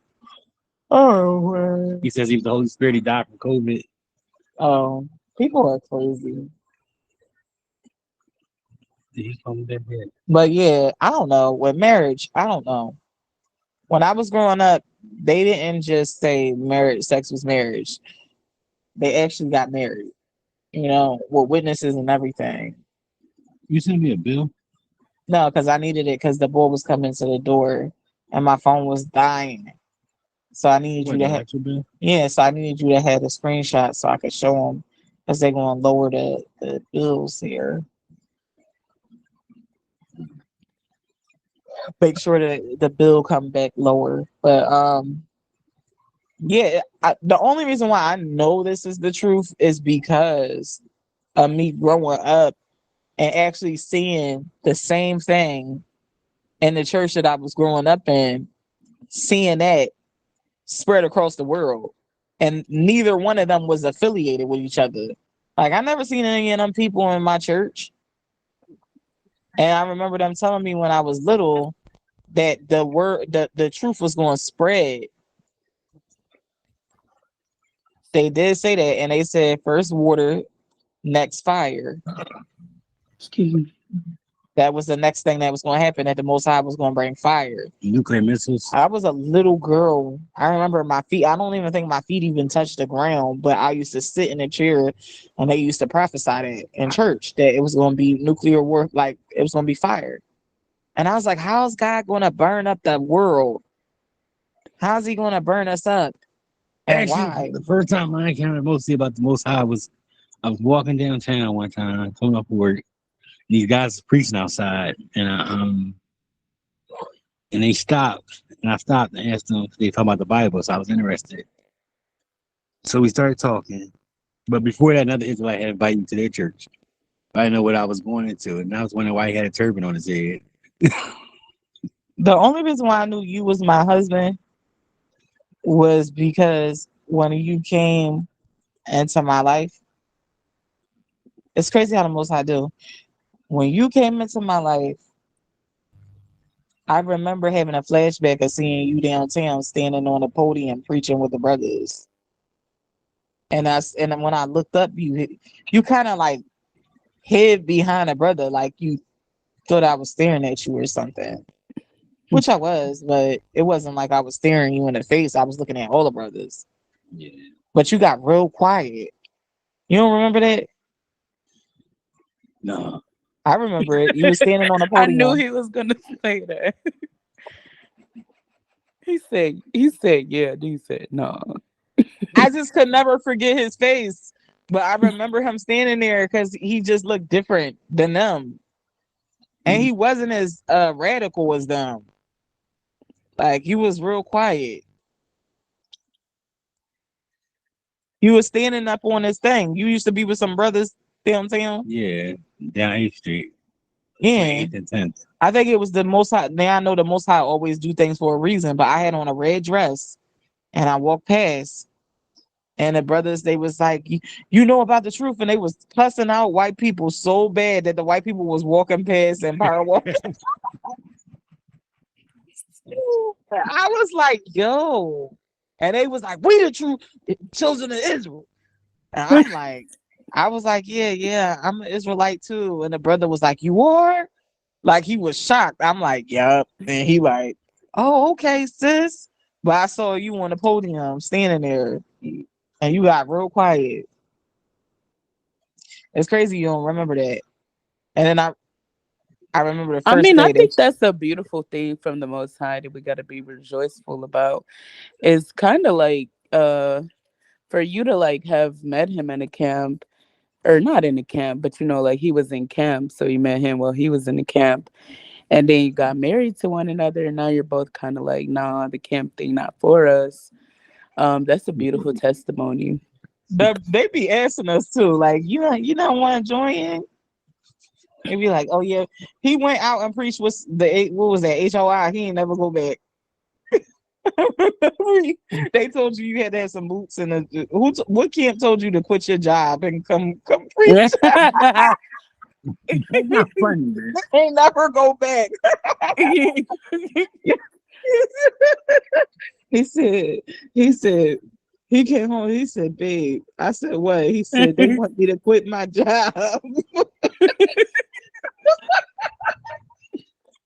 You remember that? Ooh. Yeah. I You mean, was why like, would he need to do that? He got to go to work. after that, I never heard of him fraternizing with them no more. He was like, Tell nope. me they'll give me a note to get off these days and that days and this days. He was like, nope, I ain't doing that. Oh, well, if they wanted to help you keep the feast days, that's a lot No, different than if it they wasn't so just much as wanted you to. that. They basically wanted me to quit the job. Yeah, And how have you you go from support. giving him a note to quitting his job? Because they want you to be on call, you know, when they can get you to come, like be all in. Mm. But he still had to No. provide for his If he household. got to go to work to provide, that's Satan. That would make no sense. That was That's, crazy. yeah, But no. it was some good brothers from HOI too. Because I met some of them. It ain't cool. They real cool and nice. Excuse me. This one brother, he kept on insisting, giving me a flyer, and the other brother was talking to me like he had always seen me. So he like she like basically she Israelite, like, and the brother was like, here. And I'm like, my jacket with my fringes on it is in the car, but I really wasn't for it. And it was in the car. I hopped out the car to go in the grocery store. I had on a dress though. So I'm like, yo, bro, my jacket is in the car. I started to drive up and show him my jacket with the fringes because he was looking like she ain't in the truth. I'm like, yes, I am. But yeah, it's some hardcore camps here and down in New York. But Where y'all from? I am from, so I like to say I'm from Israel every time somebody asks me. But I am from a little city called Zion, Illinois, in Illinois. I don't know if you ever heard of that. Where's it at? It's in Illinois. Oh, Chicago? Well, no, it's called Zion. So Oh. Zion, yeah. It's like an hour north of Chicago. I But heard of Zion, Illinois, but yeah, it's all the streets are named after the Bible. So I actually grew up on Herman Street. Uh, oh. and then next to that is Hebron, Horeb, then got Yeah, my job Jacob. trying to get me to move to Michigan now. Huh? where my uncle is, My job trying to get me to move to Michigan and stuff. Oh, are they gonna pay for it? They just guarantee me a job and Oh. that's it. Oh. oh, so they want you to relocate your whole life, and they don't want to help at any expense. No, they'll let me go on my 401k to pay for anything I need So to they do. want you to go in your money that you've been saving from working for them for all these years, and take all of that money and put it towards a plane ticket, moving, uproot your life away from your family and your friends. Yeah. The American dream, right?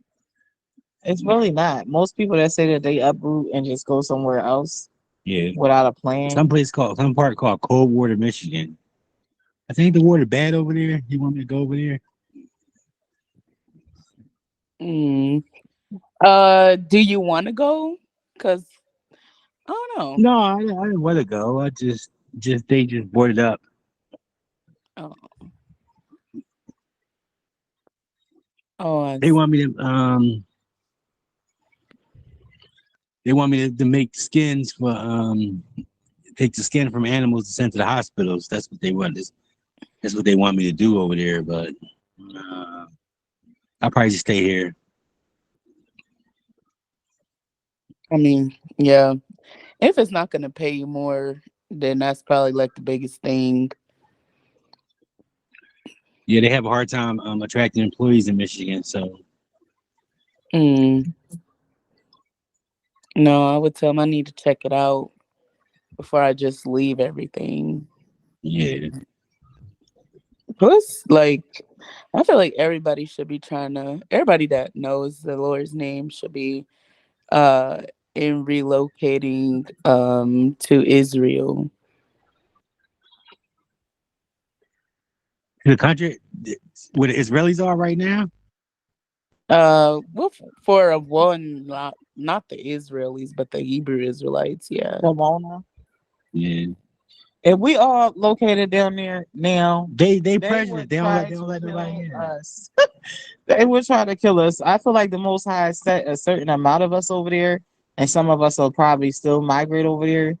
But I think He set us all in certain places until He ready to move us on His chessboard, and He gonna allow some of us to experience it. Israel and stuff like that, but not as a whole yet. You know, before I really got into the truth heavy, I had a chance to go to Israel and I turned it down Oh no, why? because they wanted to send me to the West Bank Mm, in Gaza, where the Palestinians are, mm. with independent media centers to do a documentary. But I had turned it down.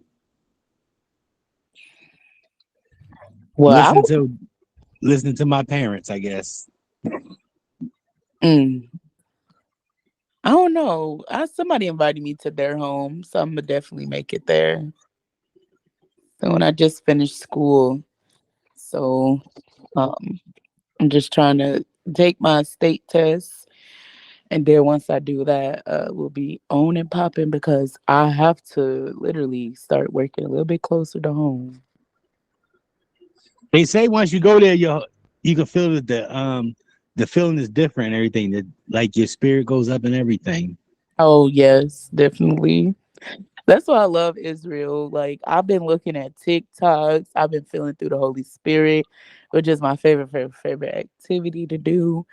Um, you can feel it even through the videos. So like so with the dead, they call it the dead. So I talked to people who live there in Demona, and they said they don't call it the dead.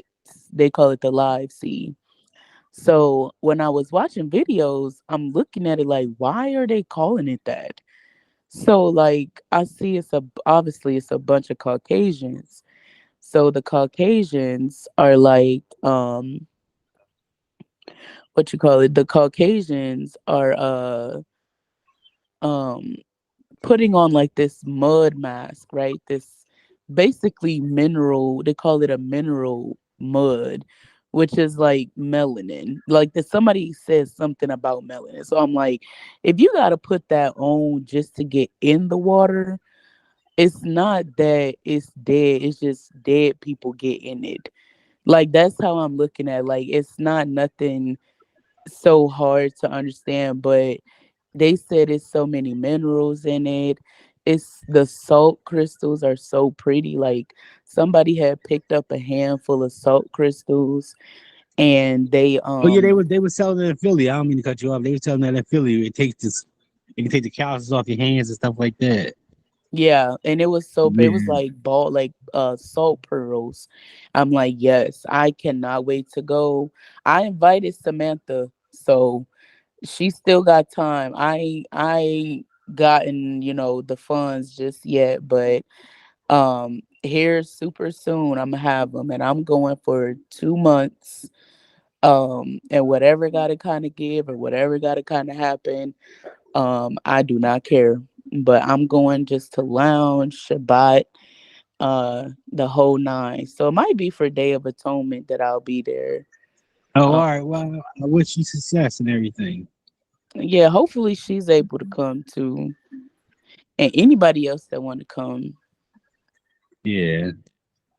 Yep. And then they don't have to stay the whole 2 months either. Like you can stay like if you can only do a week, like that's fine too. Yeah. Yeah, it's beautiful in Demona. I watched a few documentaries on everybody over there inside of the schools, how they Oh live. really? I haven't hmm found I any. be on YouTube like crazy. I just talked to the girl who lives there. Her name is Yatva and Amalia. So Uh, Amalia actually is the one that tells us how to get there. And she actually helps like house you and things like that. But as far as how they do stuff, I don't do anything like them. So I mean, Mhm. they're huh? No, I said, mm-hmm. Oh yeah, so they definitely live like Jews, the Jewish Amalekite, but they don't get that that's not how the Most High wants them to live. But they're very helpful. Um, they have like a house you can rent. I haven't seen it. I don't even care what it looks like. I don't even care if I had. I was gonna rent like a beach house on the beach, but then that got snatched up. But yeah. So technically, ouch. Yeah. So I haven't seen any videos. She showed me around, which is video, but I haven't seen like she sent me one where somebody went there to interview them and ask about the village. But other than that, I just kind of keep up with them on WhatsApp.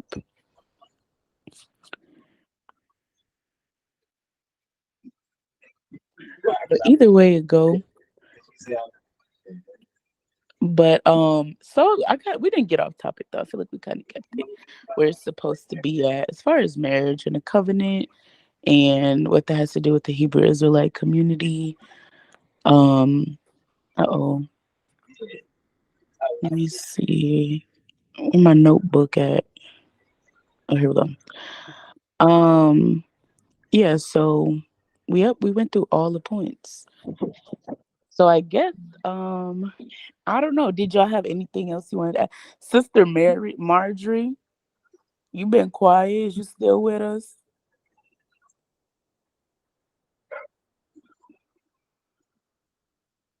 She might have fell asleep.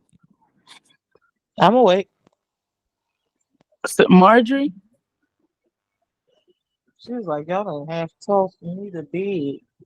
No, me and Marjorie be talking for like 2 hours straight.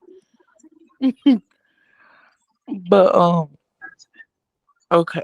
Well, I guess I'm about to head to sleep. I feel my mind getting a little bit better, and clear. I just took a oh yeah, I had asked at the beginning of this, did anybody know a natural remedy for a bug bite? One sister recommended oregano oil, but I just took a shot of honey, turmeric, olive oil, and grapeseed oil. So let me see. That that sounds good. I will also clean it with a little bit of alcohol. Well, it's like the thing is, it's made my lymph nodes swell up, and I don't want it to Mm. close up my breathing or my um, what do you call it, my ear, because that's what was irritating me the most. Um, so yeah, she said try the oregano.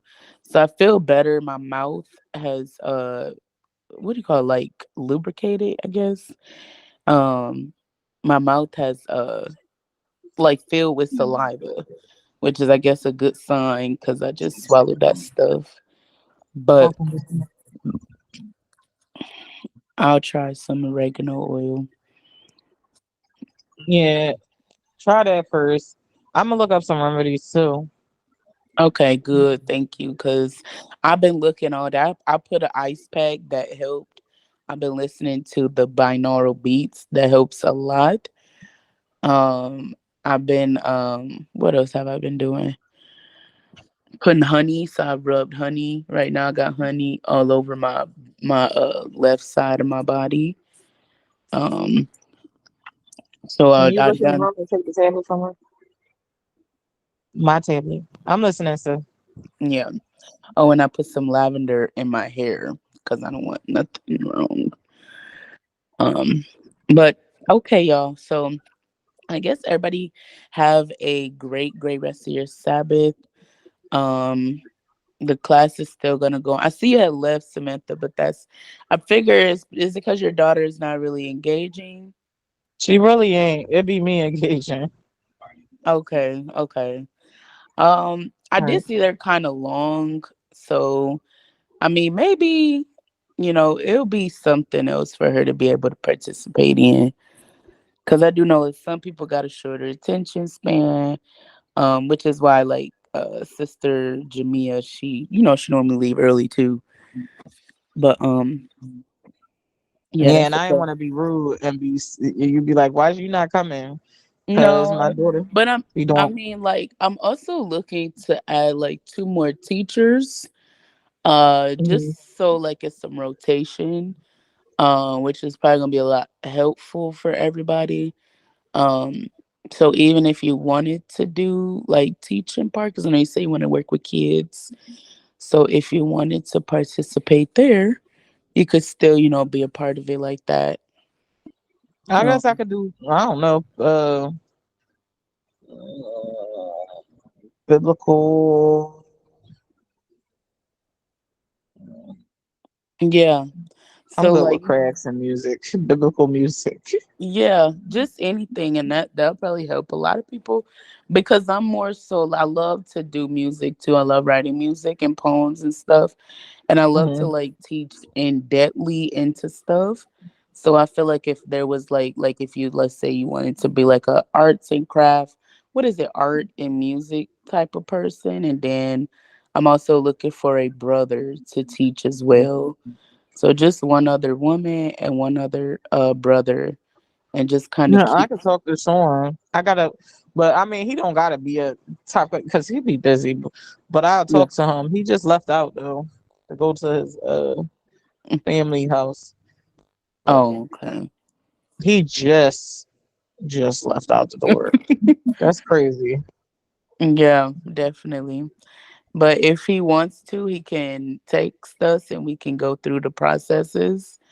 Um, and then yeah. So if I guess if anybody hears this and they want to be Sabbath day teachers, gotta be up 10 a.m. Central Standard Time, and normally go however long the spirit move you to continue. But yeah, just some rotation, and then it don't even have to just be two, but it just for now at least two, because our last two lessons have been really impromptu, which is very very good. They're very interesting too, but tomorrow I'm actually not even feeling that well, but I'm gonna see how the Holy Spirit moves us tomorrow, which I think I'm gonna just keep it at meet and greet style, because there's some new people joining. Um, and we'll just probably keep it like that, because I feel like the kids have been coming and participating, but as far as them getting to know one another, it hasn't really been there. So like they just kind of all log on and just sit there and participate. But if they get to know one another, that'll probably help everybody out. Um, so we'll be sitting there while they're doing that. Cause yeah. So anyway, I am tired. I don't know if y'all can tell, but I hope y'all have a beautiful rest of the Shabbat. Um, and then yeah, I'll see you guys or talk to you guys later. All right. Have a blessed one. Okay, Shalom. Shalom.